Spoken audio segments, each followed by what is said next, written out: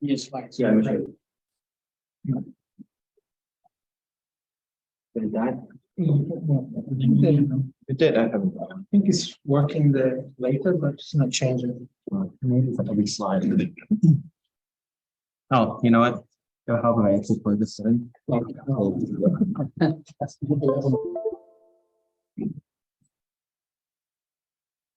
It'd be a little bit heavy. What I can do manually. Yeah, sometimes the first slide gets heavy for any reason. So if that ever happens, just click on here and it moves it pretty easily. Okay, perfect.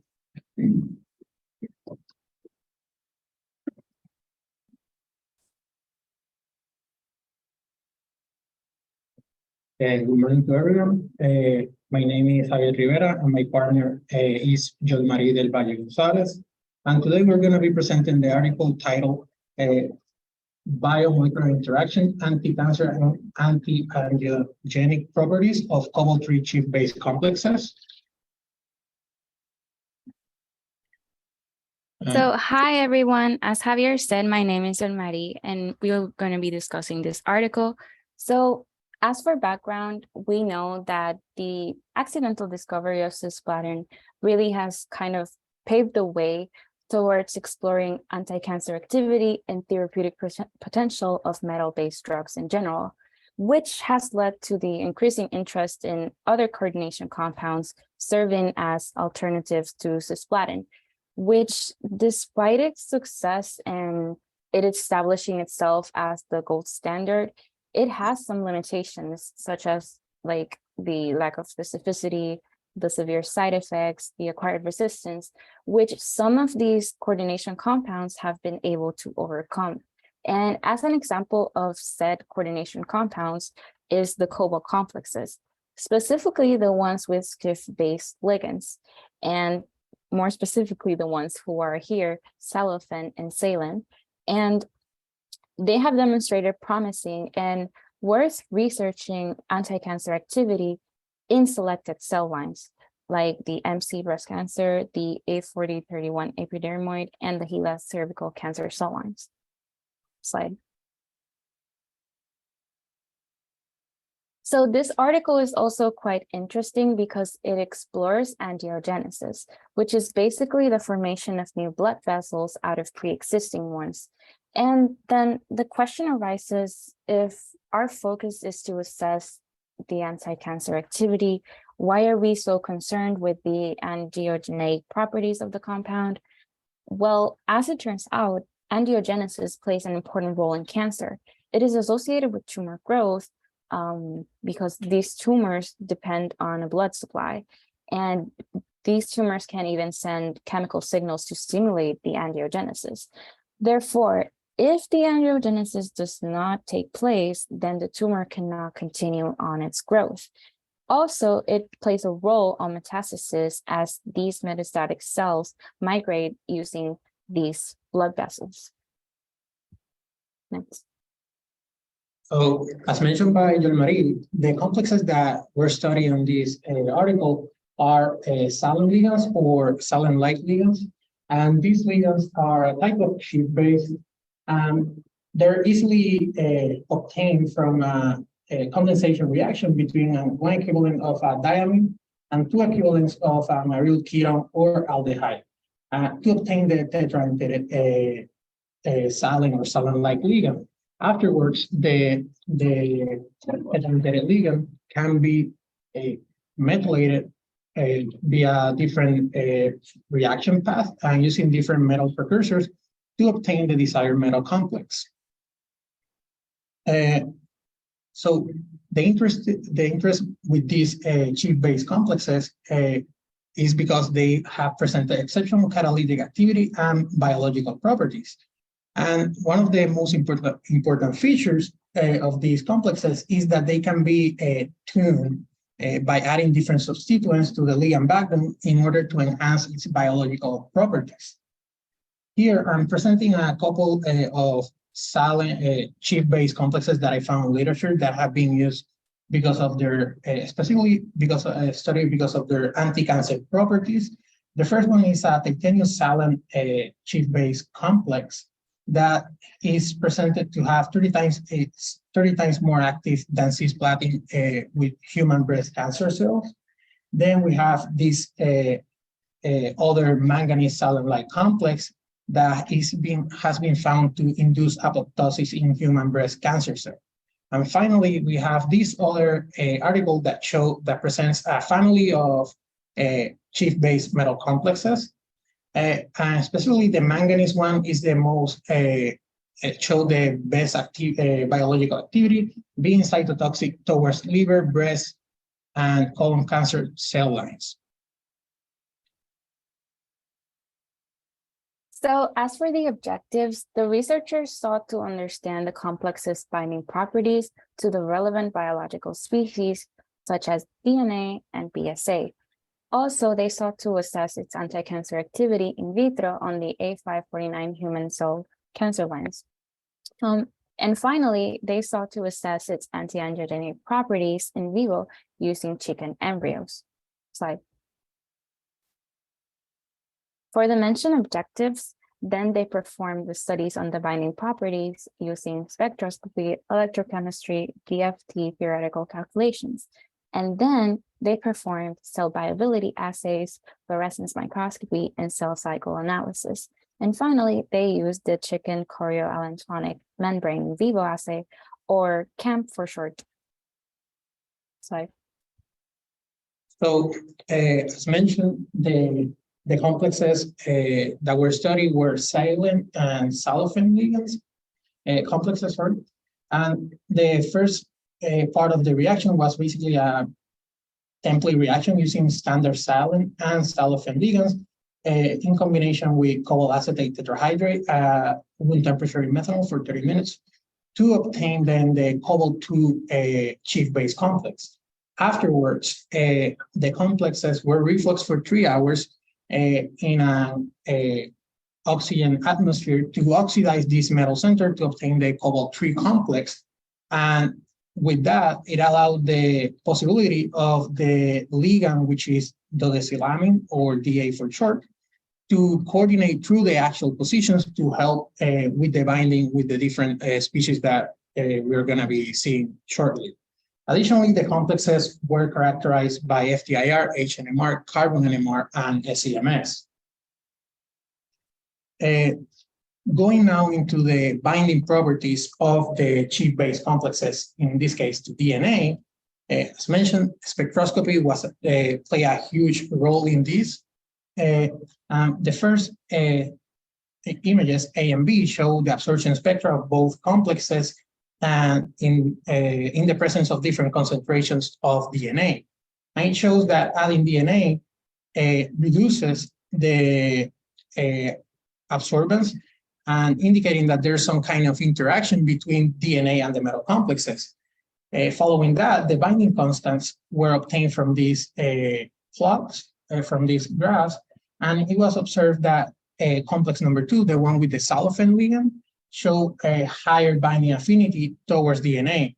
And this affinity is attributed to that additional phenyl ring that is on top of the diamine, enhancing the pi-pi interactions. And additionally, that actual DA chain also improved the hydrophobic interactions with the DNA. Secondly, fluorescence or emission spectroscopy was also performed in the presence of DNA and ethidium bromide, which is a known compound that intercalates with DNA. And what they did was just to increase concentration of both complexes, which is known to be a non-emissive or a quencher. And basically, they observed that the intensity was decreasing, indicating that the metal complexes was occupying the binding sites for the ethidium bromide. And additionally, manipulation of this data, the Stern-Volmer plots were produced And it suggests that the main interaction between DNA and the metal complexes is intercalation. This was further confirmed through cyclic voltammetry when it shows that in the presence of complex 1 and DNA, it shows a slight shift to positive values and a decrease in the current intensity, as we can see in both complexes. And this is due to, and it has been reported by other authors, that this is caused to, oh, forgot to mention, this peak is due to cobalt-3 to cobalt-2 reduction. So that shift to positive values, basically a stabilization of this redox potential due to hydrophobic interactions with the DNA interior of the metal complex. And next, they also perform some circular dichroism. And I would like to highlight that there's a negative band in both DNA, negative, and a positive band. And upon addition of the metal complexes, we see some slight shifts. And basically, this shift of the negative band that decrease in intensity is due to form a conformational change from the beta form to the alpha form of the DNA. And in the case of the shift on the positive band that increases in intensity is due to some distortions of the DNA and also attributed to some binding. Next, they decided to study the binding properties towards BSA, which is a protein, bovine serum albumin of the chief-based complexes. They also perform emission spectroscopy, and we observe a similar behavior as before. Upon increasing concentration of the metal complexes, we observe a decrease in the relative intensity. And this is also attributed to some conformational changes occurring with the binding of the metal complex to the protein BSA. They also did some manipulations that I did not show here, but basically they also determined that using the Stern-Bowman plot, that there's only one quenching mechanism, and it's the static one, which just says that what it means is that the interaction between BSA and the complexes is at the ground state and not at the excited state. And this was further confirmed through absorption spectroscopy, which shows that BSA complexes and BSA with the complexes show a different absorption spectra than both of them alone, confirming that indeed the interaction is at the ground state and not at the excited state. Additionally, they also decided to study how and where it binds to the BSA, the metal complexes. So they did this study using also the fluorescence emission spectroscopy. They used this graph and plotted it. And from this slope, they obtained values that are close to 1, indicating that there's only one binding site. And they is thought to be one of these two tryptophan groups that are contained within the BSA protein structure. And as you will see, I will continue talking about that later on. But they also did some thermodynamic considerations to understand better what is the nature of the interactions taking place within between the BSA and the metal complexes. And basically, they determined that these interactions were mainly hydrophobic, as we can see from the entropy and enthalpy values, which are both positive. Another thing that I would like to highlight is that the delta Gibbs free energy is all negative, indicating that this interaction is spontaneous. Going now into the molecular enthalpy analysis of the metal complexes with DNA, they show that the interaction between the metal complexes, as we can see here, is through the minor groups of the DNA double helix structure. And it starts forming hydrogen bonds between the aromatic rings and guanine, which is this molecule here. And also the oxygen atoms interact with the amine group of the guanine, enhancing that binding interaction. And finally, the DA, the actual ligand, also shows high affinity towards the DNA phosphate backbone, further enhancing the interaction. In terms of the molecular docking analysis with the metal complexes with BSA, they observed that complex, sorry, I switched this. So complex 2 shows higher affinity as a higher binding energy, higher binding affinity towards BSA. And they also observed something very interesting, that is when the metal complexes and BSA interact, there's a slight twist of the DA axial groups in order to insert itself into the BSA structure. Additionally, they found multiple possible binding sites, but due to the proximity of the tryptophan group, it was found that this the 213 one is the most probable binding site for the metal complexes to BSA. So to determine the complex's anti-cancer effect, they use the MTT cell viability assay, which very briefly, if you can take a look to your top right, is basically a colorimetric assay in which we're going to be applying the MTT to the cells. And then if the cells are alive, they're going to have the ability to use their reductase to transform it into formazole. And then this absorbance is what we're going to be measuring. We're going to measure it on a Tican instrument. And from that, we're going to obtain this graph, and we are able to determine an IC50. And this number is going to be very important because it's going to help us determine at what concentration the complex inhibits 50% of the cell viability. And as you can see here from the given values, complex 2 was displayed more of an anti-proliferative effect than complex 1. But also, they did this MTT assay again, but this time they used the metal in a label ligand as coacetate, and both of the ligands, silane and silophane alone. And on their own, none of these demonstrated any cytotoxicity, which is an indicator that metal chelation is responsible, well, not completely entirely responsible, but like primarily responsible for the compound's anti-cancer activity. Next. In this next experiment, the cells were treated at their respective IC50 numbers that we obtained from the previous experiment, but then they were stained with acridine orange and ethidium bromide, and afterwards they were observed under the microscope, which we can see on the upper right. The AO can enter live cells, and it's going to be of green fluorescence, and it can also enter dead cells where it's going to be very minimal. And below that, we have the EB, ethidium bromide, and this one can only enter dead cells, and it's going to have a red fluorescence.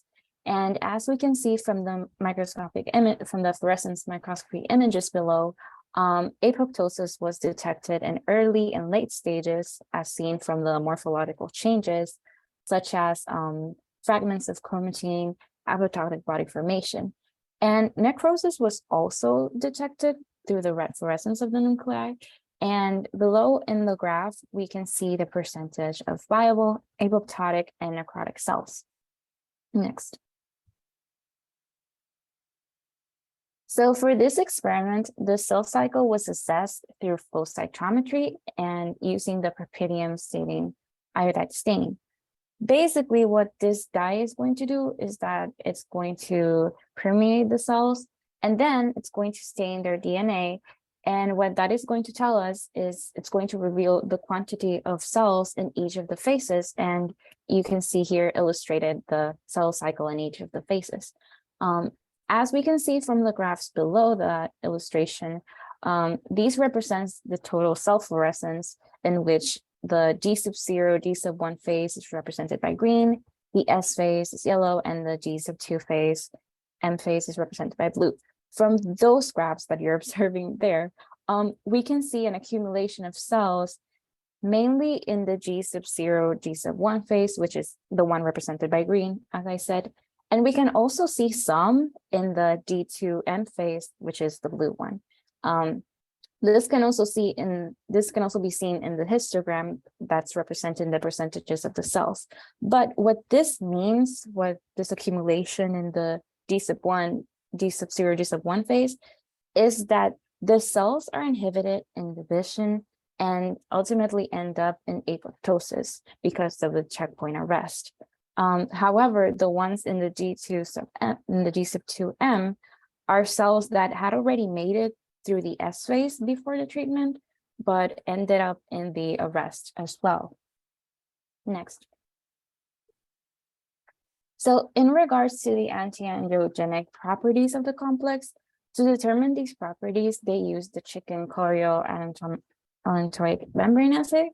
And for this, as you can see to your lower left, the egg illustration, they carefully remove the shell with forceps.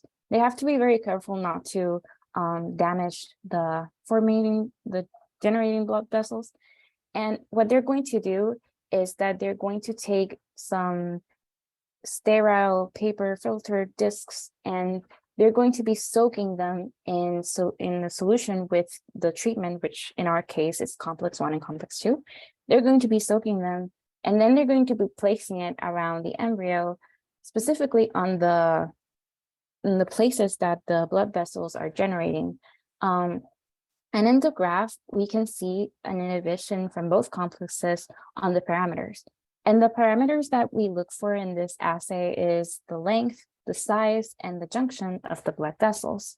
And as we can see to the right from the microscopic images, we see in the complexes that the arrows are pointing to damage of those vessels that are sprouting in case of both of the compounds. Overall, the complex that reduced the parameters more and that resulted in an inhibition of vessel formation was complex 2, as we can see from the images that represent the damage and from the graph as well. Next. So in summary, the spectroscopic and cyclovoltammetry showed that with DNA, the complexes interact via intercalation and hydrophobic interactions, as opposed to with BSA, which were primarily hydrophobic interactions. And also the molecular docking analysis showed that the interaction with DNA is through the minor groove. And in terms of BSA, it was via TRIB213. So both complexes exhibited cytotoxic and anti-angiogenic properties, as well as they were found to cause cell death through apoptosis and cell cycle arrest. But overall, the study served to reveal to us the potential of the cobalt shift complexes as promising anti-cancer agents for further research. So before ending, we would like to present some limitations that we found with the article. Although we think it's a very good article and it's very robust, we think that it's mainly too one-dimensional in terms of focusing on the binding properties. Also, it could improve. It could have been improved by doing some mechanistic study of exactly how the metal complexes interact and how they take place in promoting the apoptosis of the cancer cells and the anti-angiogenic properties. And finally, something that would benefit a lot. The study would have been a study difference of sequence in the ligand backbone to try to modulate those anti-cancer and anti-angiogenic properties that were displayed. And that would be all. Thank you. Questions, comments? Questions, comments, doubts? I like the presentation. Quizás no es que, es que tengo una pregunta, pero no sé si en sí la pregunta está mal. El cobalto no es tóxico for cells. Hacer compuestos de cobalto, vieron que yo entiendo, quizás me equivoco, Pero entiendo que el cobalto tiene una toxicidad en cierto punto para las células y quisiera saber si estos compuestos disminuyen esa citosidad. So I have been found, what I find was that they are, since it's traces and we saw that in her, the IC50 is pretty low, so I don't think it would be that toxic. But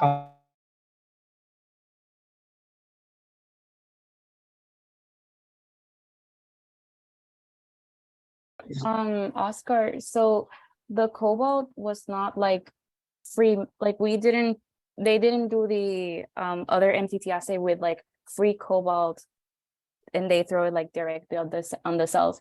They formulated it with cobalt acetate. So that's perhaps why it did not show an increased cytotoxicity as compared to directly using the free metal. ¿Y este tipo de compuestos también ataca a las células sanas o solo a las cancerosas? En la interacción.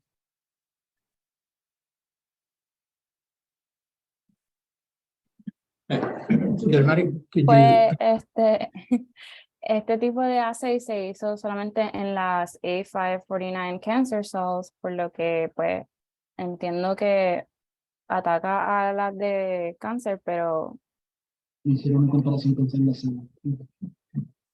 no escuché lo que dijo. Before we move on. So I think you misstated what you were trying to say. So those isoprenols are pretty high, not low. Oh. Pretty high. Because low would be like low micromolar and nanomole. That would be low. Oh. This is like at best moderate activity. And you can see that even at the highest concentration of 100, you don't really reach much above 55 inhibition of the proliferation of those cells. They're not very potent, these concepts. So Yamari, I don't know if you can hear me, but cobalt acetate is probably the closest that you're going to get to something that's a salt that would not be something that you would expect the ligand to be bound too tightly to that metal. So they were trying to compare something that's more labile versus something that is like these compounds where the ligand should have a fairly high affinity for that metal. So acetate has also probably moderate affinity for that. Yeah. So I think the optics leaning towards what was discussed earlier in the course about the cobalt itself. So I'm not sure that has too much relevance in terms of the oxidation state there that we're looking at here. But I will ask you something about that in a moment.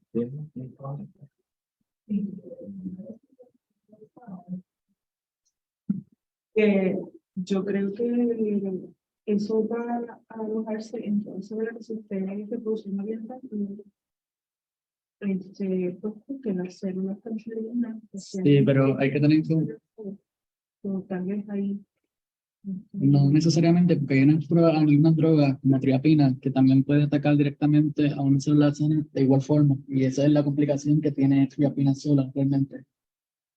Que por eso es que pronto si habían hecho un tipo de comparación. Creo que el próximo artículo hicieron una, no estoy muy seguro, pero había como una comparación entre células sanas y células cancerígenas. But, So yeah, it's a comment.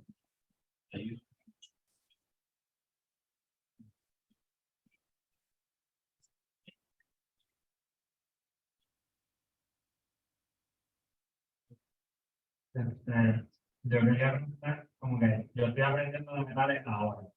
So, hay una información que ellos sacaron para cobalto, se puede usar para ellos. Los resultados son cobalto y no sirve como tal. No, realmente ellos solamente se enfocaron en cobalto. Yo creo que por la razón de que cobalto no es usado, no es un metal común para eso, pero como tú pudiste ver en los slides como que del background, en este estudio, pues ellos usaron muchos metales y en este caso manganeso fue el más efectivo. So maybe si ellos cambiaban el metal por manganeso, hubiesen visto una mejor respuesta. Yo creo que algo que también pudieron haber hecho, tratar de construir la familia y ver su efectividad contra las células que estaban evaluando. lo que él dice razón, eso depende ya de la combinación del metal que esté llevando a cabo.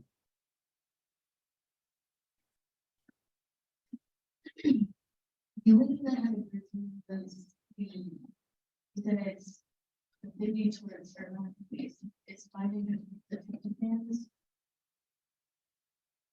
Yeah. You know, you have any idea of how that interaction is happening between the tryptophan and the ligand, or is it just like a? So, It's probably so, might be like. I believe what they say is that these two tryptophan groups, this one is located in basically the exterior of the BSA protein. And they say that this one is in the interior. I forgot exactly the location is 2A something. Sorry. So what they say, what I believe what's happening is that the addition of that actual group that I mentioned, plus the high pi interaction that can occur, also help to stabilize and since the method is an intercalation binding, so it's gonna enter the binding site and interact with this tryptophan group, which they are also known for interacting very highly with metal complexes. Yeah. But do you think that would be more of like a hydrogen bonding kind of interaction? What kind of interaction? Yeah, it's a hydrophobic interaction. I think it's mainly also due to that actual ligand that they added. Yeah, sure. I'm curious about them.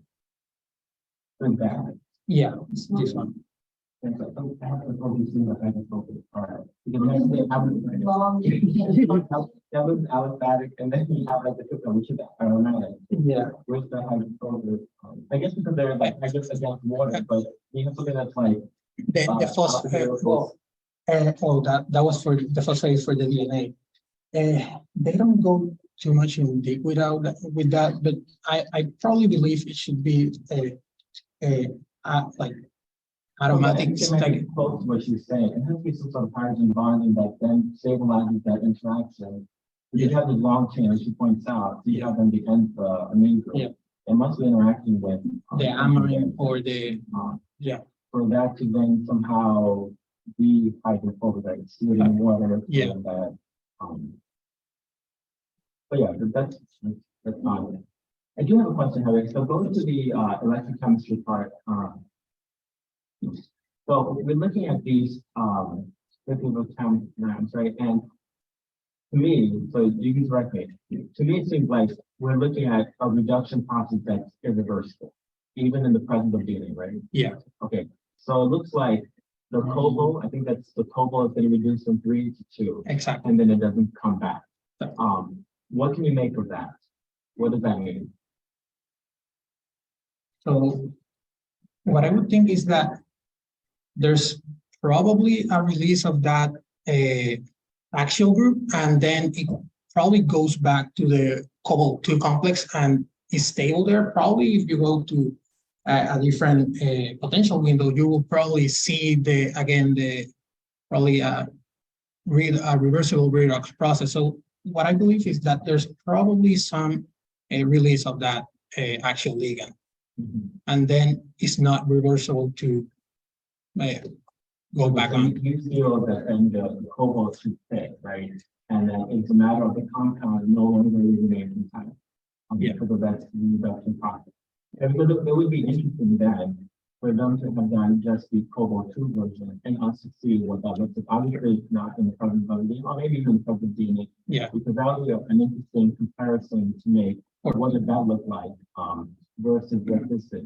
Because another interpretation is that if you don't see the reversibility of this process, it could also be that the cobalt itself might actually dissociate at some point, because then you don't have the compound anymore, and you wouldn't be able to get back to the cobalt 3 version. But your interpretation seems fine to me. Oh. Yeah. Now that you mentioned that, that is also something that could be also very true, because these ligands, and since this cyclophotometry was performing an aqueous solution, there's the possibility of the ligands to hydrolyze. So if it hydrolyzes, it's going to release the cobalt. So that's something that might as well happen. Right. Also.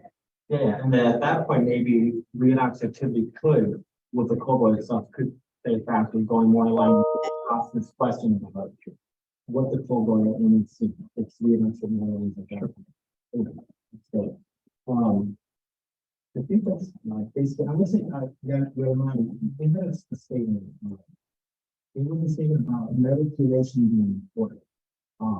So you indicate metal is responsible. I think what you're trying to say is the identity of the compound is important, right? The intact metal compound. Because here, metal chelation can also imply something different. So it's terminology here. I would say like, it's not just that the metal is important or that the ligand is important, but the actual identity of the metal compound. It's critical to whatever activity we're seeing here. That's just like to fine tune that expression. Okay, very good. Thank you. Yeah. Thank you.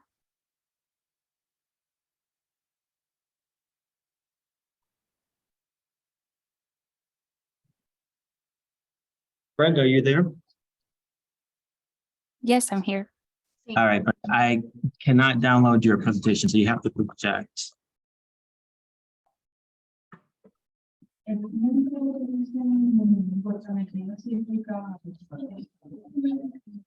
Sí.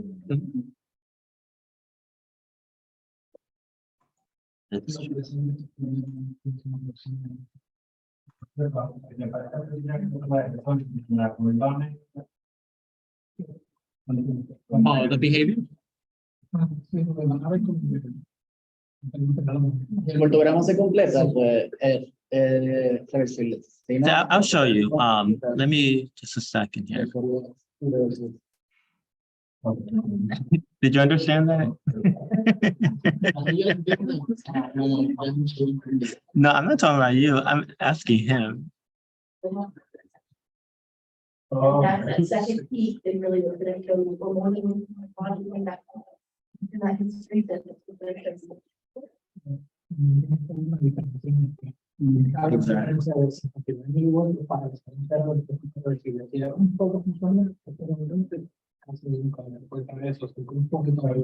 Como que una cosa que la otra y entonces ahí es como que si tú lo buscas completo, entonces ya les digo que tenía como que un segundo pico, pero entonces no. Si no está ahí, pues quizás es la especie que no se forma, que está teniendo otro proceso de reducción o oxidación, pero no va a estar ligado a ese que pues tiene que estar como que dos picos. Okay, Brenda, I'm just gonna put this. once you get bothered. All right, Brenda. Yeah. Hi. ¿Ya puedo comenzar? Yeah, go ahead. Okay. Buenas tardes, mi nombre es Brenda Vargas, ¿verdad? Dentro del tema de Emerging Meta-Based Smart Molecule Anti-Cancer Approach, voy a estar presentándole el artículo Blonde Triggering Generation of Platinum Nanoparticle Function has an Anticancer Agent. Como es de conocimiento común, ¿verdad? Platino es el compuesto principal para el tratamiento de cáncer, en especial la droga cisplatin. Esta droga fue aprobada en la primera línea de tratamiento para los cánceres de ovario, testicular, pulmonar y de la vejiga. Las nanopartículas de platino, ¿verdad?, pueden ser naturalmente cubiertas con la albúmina que se encuentra en la célula para realizar un target en las propiedades del tumor. Y según lo que ha aprobado la FDA, ¿verdad?, complejos como el que aparece aquí en la imagen, el paclitaxel album complex, ¿verdad?, se utiliza para este tipo de cosas. Y también tiene una de las ventajas de estos procesos es que se puede, ¿verdad?, llegar directo al tumor y poder el medicamento hacer un efecto más rápido en el tumor de la persona o en la célula cancerosa. En este artículo, ¿verdad?, ellos realizaron un estudio donde tomaron muestras de 100 personas. Estas muestras se basaron en muestras de sangre, orina, de feces y del serum de la persona. Estas personas ya fueron tratadas con el medicamento de cisplatin y lo que ellos quieren es aprovechar que ya estas personas tienen las nanopartículas de platino en su cuerpo para así poder hacer una biosíntesis en la sangre y poder llegar al tumor. Entonces, pues ellos utilizan para analizar y saber si estas partículas de platino, ¿verdad?, se encuentran en las muestras que ellos recolectaron. Se utiliza mucho la técnica del TEM para así poder ver, ¿verdad?, las partículas en las muestras. Esto es una técnica que se hace análisis de superficie. Y cuando la muestra tiene platino, vamos a ver los puntitos negros que se muestran en la imagen del centro, que eso es indicativo que en la muestra hubo platino. Ellos encontraron, ¿verdad?, que el promedio del diámetro de estas partículas es de 6 a 8 nanómetros. Ellos realizaron... Brenda, just a quick moment, just to put a context to this. So in our previous lecture, I introduced to you the speciation or proposed speciation of cisplatin within the body. And so I gave you an overview about the general dosages, which Brenda will talk about in a moment. And so in that discussion, we talked about how a large portion of the cisplatin gets excreted. And then the amount that ultimately can reach the DNA, which is one of the principal targets, is actually quite small. But in my discussion and in the lecture that you can review, a lot of it was focusing on cisplatin as a small molecule that can ultimately make it into the cells. But what Brenda is presenting via this article can potentially rewrite some of the textbook understanding of the speciation, because from that perspective, we were looking at small molecule. But what Brenda is talking about is this other fate of cisplatin where it becomes a nanoparticle. So that's where she's basically extending on the lecture that I present to you about the actual speciation of platinum. All right, go ahead, Brenda. Okay. Y otro tipo de caracterizaciones, ¿verdad?, que ellos hicieron para saber que la muestra tuviera platino. Yo como química, ¿verdad?, siento que el Energy Dispersion Spectroscopy, más conocido como el EDS, no es tan confiable en cuestión de cuantificación, pero sí se pudieron ver y observar los picos de platino.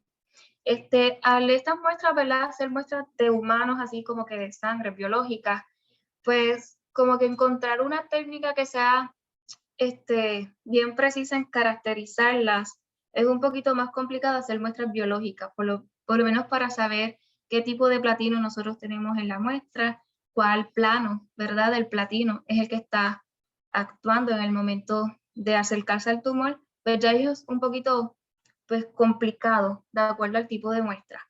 Pero si quitamos la parte biológica de la muestra, pues nosotros podemos usar técnicas como el HRD para poder ver el tipo de plano de las nanopartículas de platino que nosotros tenemos, y también se puede hacer electroquímicamente, también podemos identificar el tipo de platino, qué tipo de plano de platino nosotros podemos obtener de una muestra de nanopartículas.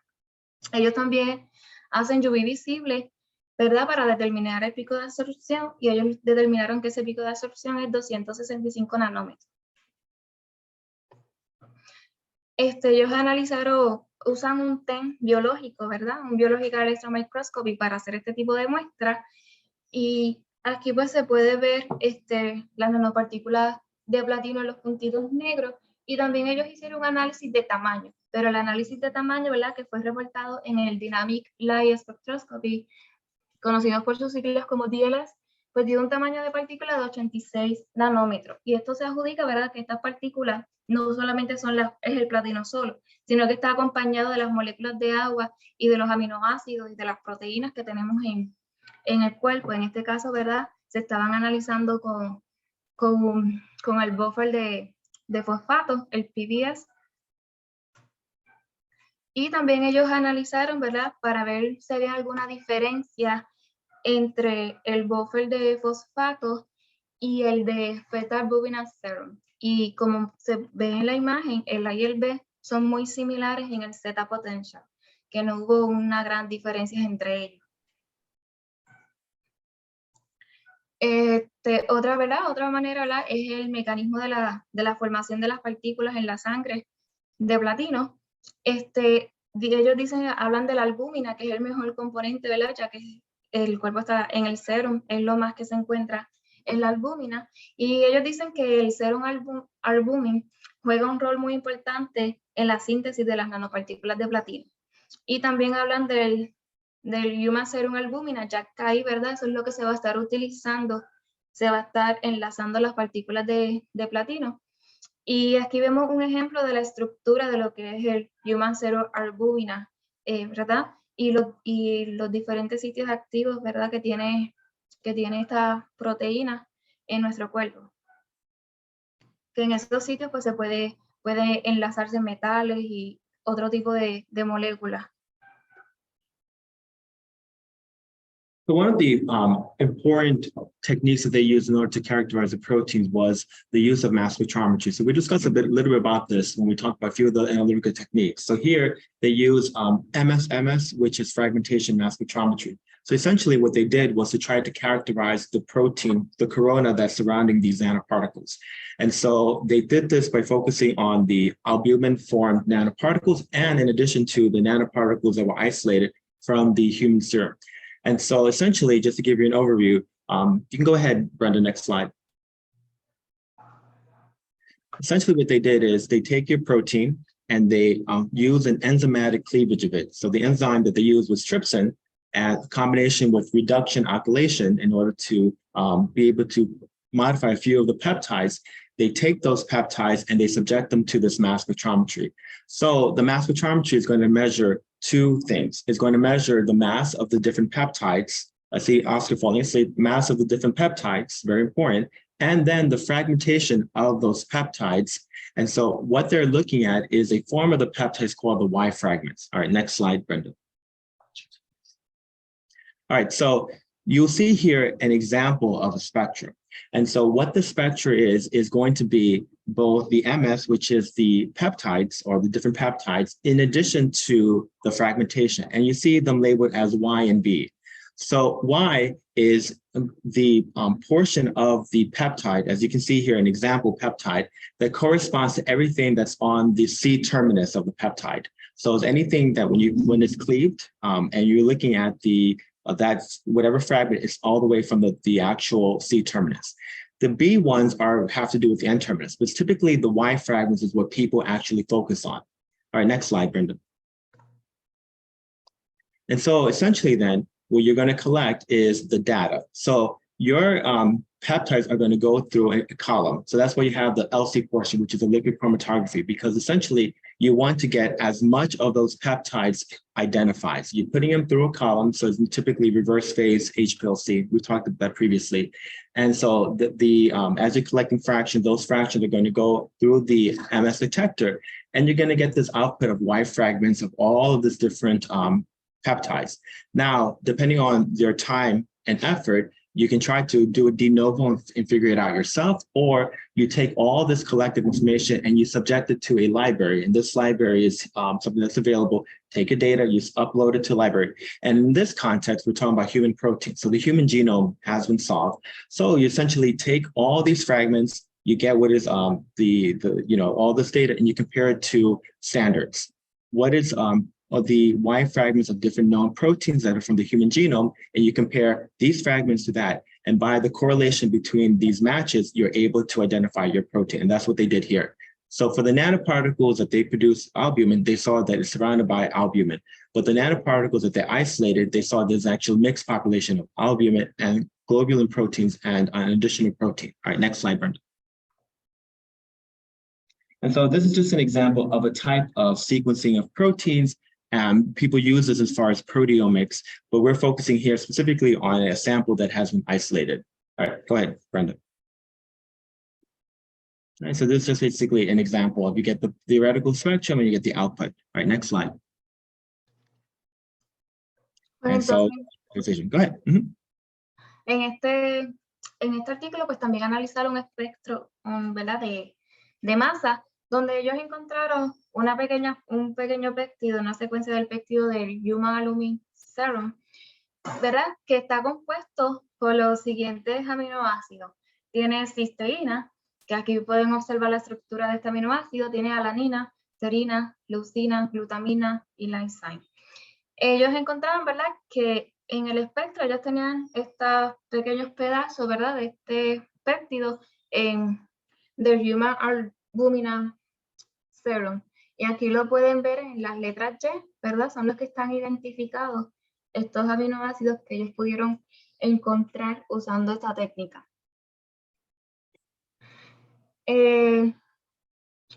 ellos también analizaron, ¿verdad?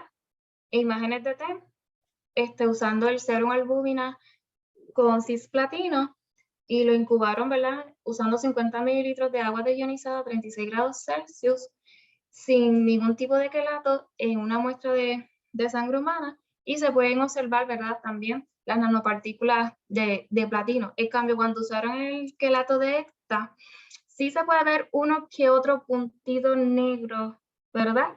Pero no se puede, ¿verdad?, apreciar bien como en la imagen de mi izquierda, como se pueden ver las nanopartículas de platino. Otra de las cosas, ¿verdad?, que ellos hicieron para confirmar las proteínas que están participando de esta biosíntesis de las nanopartículas de platino, hicieron un estudio de ELISA donde ellos encontraron, ¿verdad?, que la proteína pues, mayor es el Human Serum Albumin con un 55.48%. También interactúa con las partículas de platino la otra proteína llamada macroglobulin, teniendo un 15.91% de la masa. Y por último, el apolipoproteín, que está en una cantidad muy pequeña de 3.02%. Y aquí pueden observar, ¿verdad?, las estructuras de estas dos proteínas, ya que en un previo slide les mostré la estructura del Human Serum Albumin. Ellos también, ¿verdad?, explican que este mecanismo ocurre por medio de nucleation and growth. Y, ¿verdad?, aquí le puse un ejemplo de otro artículo de platino, cómo va ese proceso desde la reducción. Ustedes conocemos que tenemos platino 4, platino 2 y el platino reducido sin carga. Y cuando nosotros empezamos un compuesto, una síntesis fuera de, ¿verdad?, que lo vamos a llevar desde una sal de platino, pues uno lo va reduciendo hasta tener el platino reducido totalmente. Luego esas partículas de platino se van a empezar uniendo, ocurriendo la nuclearización de la muestra, y luego vamos a ver un crecimiento cuando ya vamos a tener muchas de estas partículas pegadas, una al lado de la otra. También lo vemos, ¿verdad?, que en este caso, ese proceso ocurrió ya en 0.5, o sea, en 30 minutos después que se le inyectó por intravenal el medicamento a las muestras, a las personas, o también hicieron muestras de ratón. Y en la imagen de abajo, pues se ve cómo fue ese proceso de nucleation and growth. En este caso del artículo, vemos cómo el serum albúmina va rodeando, ¿verdad?, las nanopartículas de platino, y cómo también las nanopartículas de platino se van aglomerando también los platinos con platino, y hasta tener un bron crecidito con mucho serum album pegado alrededor de las nanopartículas del platino. Y esto se puede ver como lo que se llama lo de la corona proteica, que es cuando tenemos el metal y se va a ir alrededor todas esas proteínas alrededor del metal, y eso es lo que ocurre aquí. Ellos analizaron en la muestra de sangre, después de 30 minutos, pues ellos observaron, ¿verdad?, esas nanopartículas de platino en las muestras de sangre, y lo que tenemos, ¿verdad?, en la imagen a mi izquierda es la misma muestra, pero con un zoom mayor para nosotros poder ver que ya se ven como que puntitos de platinos incluso hasta más grandes que otros, donde ya se puede, ¿verdad?, decir que ese proceso de nucleation and growth está ya ocurriendo a 0.5 horas. Y también, ¿verdad?, ya en este tiempo el tamaño de las nanopartículas es menor de 6 nanómetros. Y también se hicieron muestras de orina, ¿verdad? En estas muestras de orina, en 0.5 horas, pues ya se pudieron ver las nanopartículas de platino, y dicen que son, ¿verdad?, son más pequeñas que los 6 nanómetros. Y quizá, pues, si hubiesen tenido un TEM con más resolución, se pudiera ver partículas mucho más pequeñas, pero el que ellos usaron, pues, no permitió ver más allá de de 1 o menos de 1 nanómetro de tamaño. Entonces, y aquí tenemos un ejemplo en el platino en la sangre, cómo va evolucionando esa nanopartícula en tamaño, ya que se le va adheriendo el agua, el serum albúmina y eso. Y a medida que en las primeras horas, pues se puede decir que nosotros tenemos nanopartículas de 6 nanómetros o menos. A medida de esa hora en adelante, pues el tamaño de la partícula va aumentando. Y entonces cuando vamos al glomerular filtro membrana, que es por donde pasan estas nanopartículas, pues las que se van a hacer más fácil de pasar esa membrana, que es la azul, que está entre los cositos amarillos y anaranjados, pues por ahí van a pasar esa membrana con más, las partículas de 6 nanómetros o menos con más facilidad. Ya luego de 24 horas, que ya no tenemos partículas pequeñas, pues van a empezar a pasar partículas un poquito más grandes, pero con mayor dificultad debido al tamaño de la partícula.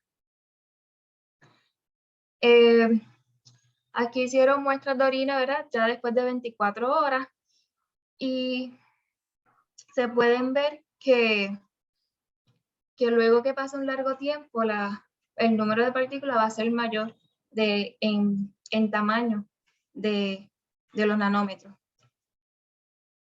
Entonces, aquí te explican cómo esas partículas van a pasar por esa membrana glomerular. En esta imagen, ¿verdad? A mi izquierda vemos el vascular lumen y abajo vemos el Bowman space, y vemos la membrana aquí, el GBM, que está rotulado en verde con una línea entrecortada amarilla, y se van a seleccionar 3 áreas de interés, 3 regiones de interés donde se va a estar viendo cómo van actuando las nanopartículas de platino en ese momento. Y este es el control. Luego de 1 hora ya se empiezan a ver, ¿verdad? Esos puntitos negros que corresponden a las partículas de platino, empezando ya casi, ¿verdad? Acercándose a la membrana. Una vez que tenemos 6 horas, esas partículas, ¿verdad? Están mucho más cerca de la membrana, ya a punto de pasarla, y se pueden ver ya las partículas aglomeradas, porque se ven muchos puntitos negros juntitos, y ya luego de 24 horas, ¿verdad? Ya podemos observar las partículas en la membrana. Y luego de 48 horas, pues ya hay partículas, si ven la región 3, ¿verdad? Que ya han pasado esa membrana, y ellos pues hicieron este tipo de estudio para ver cómo es el comportamiento de la nanopartícula, ¿verdad? En el camino que ella va a seguir en el glomerular membrane.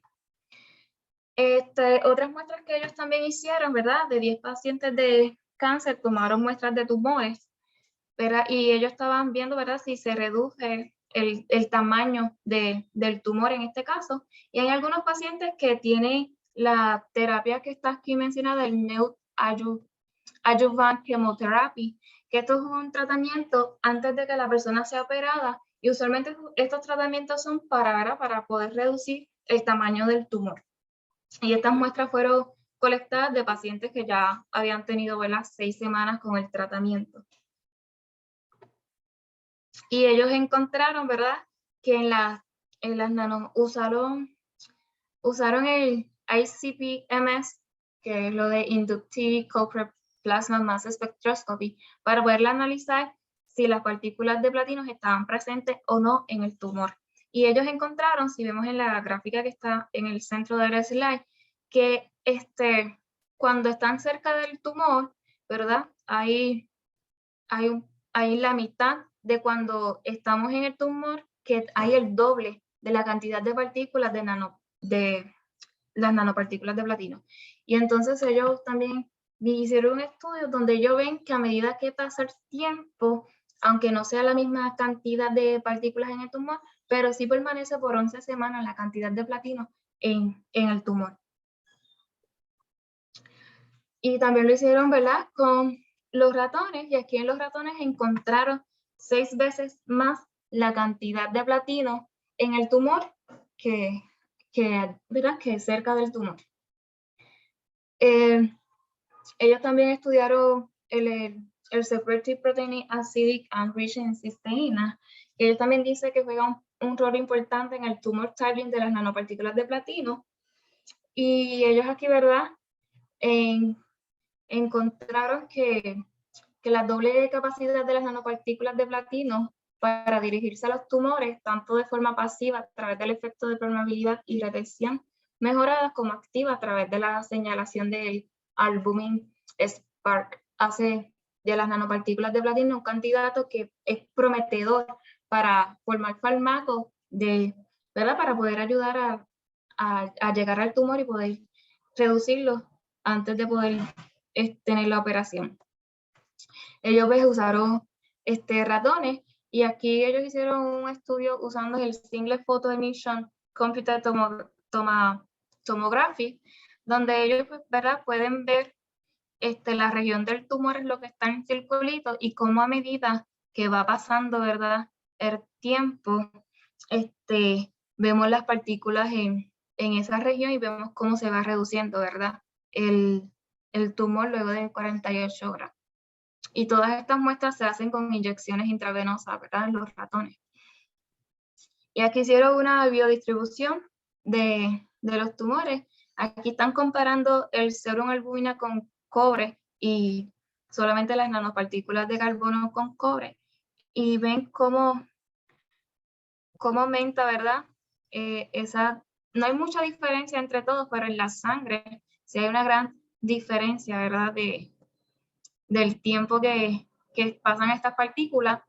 Y también en el vaso también hay, ¿verdad? Más partículas con platino, pero luego de 24 horas vemos cómo, ¿verdad? Este porciento reduce en algunos de los casos y vemos como siempre las partículas de platino sí van a permanecer por más tiempo en la sangre. Ellos también hicieron estudios del orthotopic Levis tumor usando este modelo y aquí ellos están comparando las partículas de platino sintetizadas biológicamente, ¿verdad? En la sangre y la están comparando con una droga ya comprada, un platino nanoparticle y ven cómo esa ya después de 24 horas desaparece la fluorescencia por completo del animal, mientras que las partículas de platino todavía, ¿verdad? Se quedan en el cuerpo y se puede ver una reducción del tumor, ya que el tumor es el circulito, es donde se encuentra el tumor. Y se puede ver que todavía el platino está ahí trabajando, haciendo la función que tiene que hacer con el tumor. Y también lo hicieron analizando, con las mismas condiciones, analizando el complejo de placitocil que les mostré anteriormente y ven cómo aquí ves de estos desaparecen rápidamente ya después de 24 horas, pero las partículas de platino en la imagen pues siguen ahí presentes. También ellos hacen un estudio de ver el tamaño de los tumores con el DNA y ven cómo cuando las partículas de platino interactúan con el DNR, se dan cuenta cómo disminuye, ¿verdad? El tamaño del tumor. Y vemos que lo hacen usando dos modelos de ratón, el K562 y el HEP-G2. Y vemos cómo ¿verdad? Reduce drásticamente el tamaño, el volumen del tumor en ambos casos.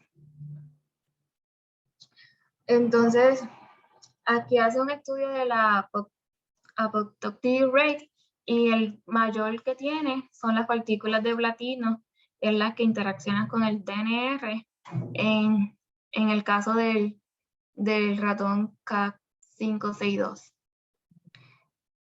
Así que son buenas para este tipo, ¿verdad? De cosas.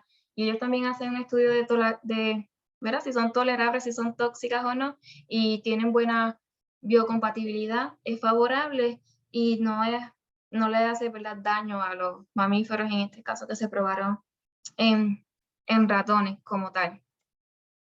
Y pues como resultado, pues el artículo está muy interesante porque es como si ya tú tienes el compuesto en tu sangre, cómo poder sintetizarlo biológicamente y que llegue al tumor de una forma como el drug delivery, utilizando el serum albúmina para llegar directo al tumor y cómo estas partículas, ¿verdad? Se quedan en tumor por largo tiempo, haciendo, ¿verdad? El trabajo que tienen que hacer para mejorar la condición del paciente y lo resistentes, ¿verdad? Que son. Y esto pues es bueno porque siento que este artículo pues abre a muchas puertas que otras investigaciones que se dedican a la medicina estudien este tipo de biosíntesis y mecanismos para poder entender también no tan solo el cáncer, sino otras enfermedades que están en el cuerpo humano.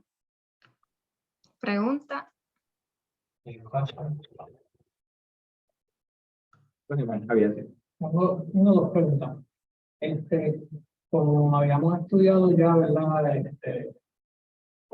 La especiación del cisplatin, es como cuando se forma esta nueva partícula, ¿es algo competitivo que ocurre a la misma vez o como que hay una preferencia en la formación de la nueva partícula o los otros compuestos que habíamos visto? Pues yo entendí, ¿verdad?, que estas nanopartículas provenen del cisplatin que ya tenían los pacientes en su cuerpo de la quimioterapia.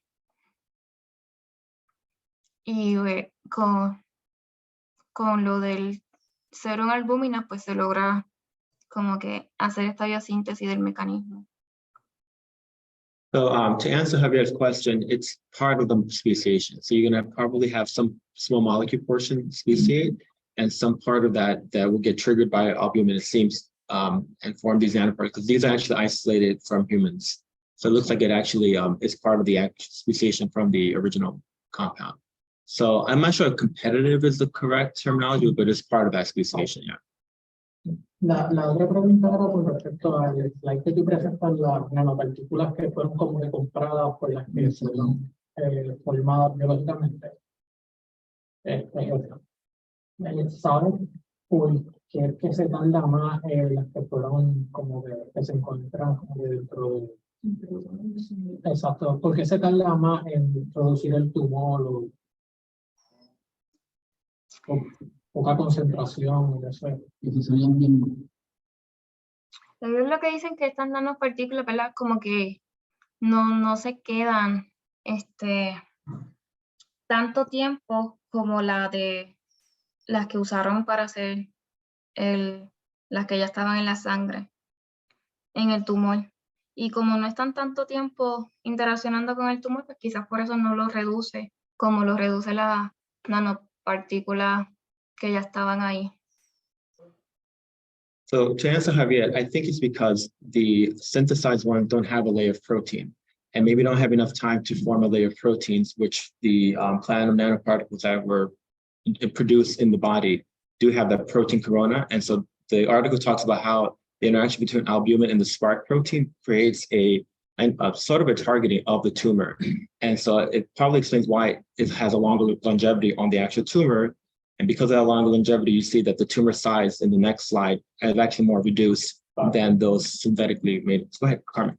Yeah, I noticed that the paper and the convenience here both say that with this you can create a personalized cancer treatment, but I'm not really understanding how that's possible, especially if you're trying to use it nanoparticles that are already in the blood to do that, because then you already have to treat them with the toxic cisplatin that you already know is toxic.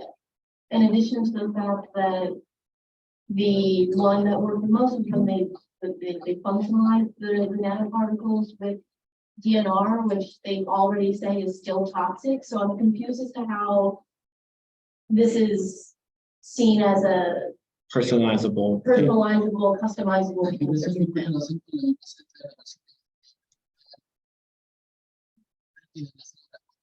Yeah, but they're already treated with this plan. If you're trying to use it as an alternative to this plan, then you're still already treating them with the same treatment that everyone else is getting. Yeah, I would think so. I think it's hard to personalize this because there's only so many treatments you can do with this, right? Because I think they were able to take advantage of like the coordination chemistry of daunorubicin. That's what DNR is, that it could anchor onto the platinum, but not every compound will.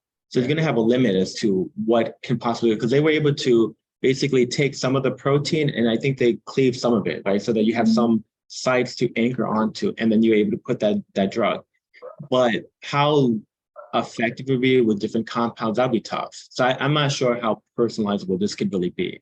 But certainly think that it may be a way of creating a platinum-based compound for delivery that also has activity. I suspect, and here's where competition might be true. I suspect, I could be wrong, because they didn't really tackle that the platinum from these nanoparticles won't necessarily affect DNA as just the small metal itself reaching DNA, because I'm not sure that it'll be accessible to the nucleus. But that's something that would have to be further studied. There might be subsequent papers. So this is 2020, I believe. But yeah, I'm not sure how personalized this can really be. Okay, any other question or doubt? All right, so a round of applause for Brenda. Okay. All